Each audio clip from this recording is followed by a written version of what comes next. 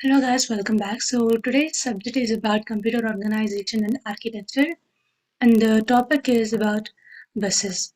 A bus is used to interconnect main memory, processor, and I/O devices. It includes lines needed to support interrupts and attribution.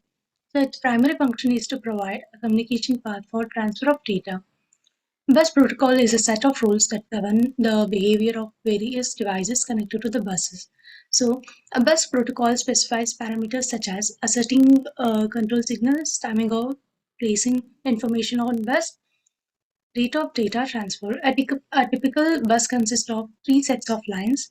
The one is address, second is data, and the third is control lines. So, control signals specify whether a read or write operation to be performed, and read or write line specifies read operation when read or write is equals to 1 and write operation when the read or write is equals to 0. In data transfer operation, one device plays the role of bus master, which initiates data transfer by issuing read or write commands on bus.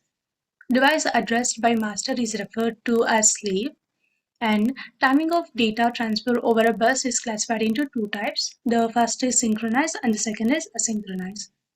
Synchronized bus. All devices derive timing information from a common clock lines. Equally spaced pulses on this line define equally timed intervals. Each of these intervals constitutes a bus cycle during which one data transfer can take place. A sequence of events during a read operation is at time T0, the master processor places the device address on the address line and it sends an appropriate command on control lines, and information travels over a bus at speed determined by its physical and electrical characteristics.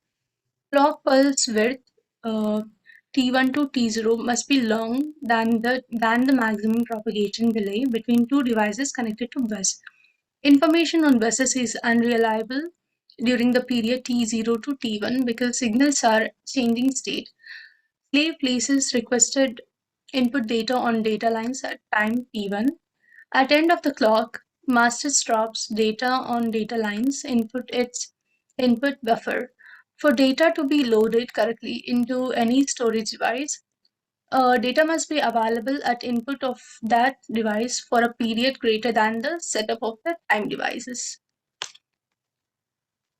So this is the diagram that shows timing diagram for synchronized read operation, and it consists of log, address of slave by master, and read signal by master, and bus by slave.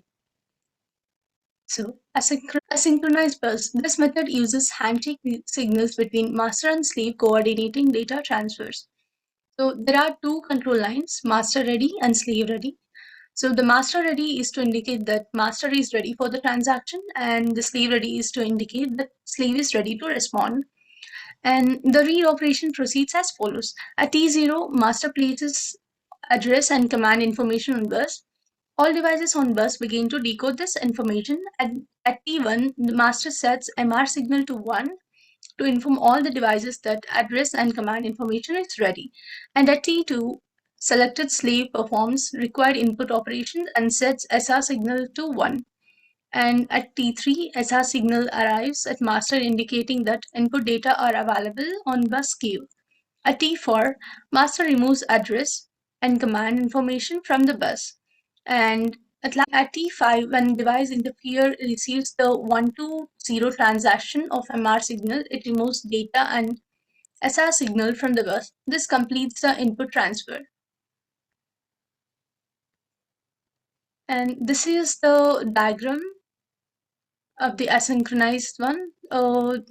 Handshake control of data transfer during an input operation. It consists of address and command, master ready, slave ready, and the data. So thank you for watching.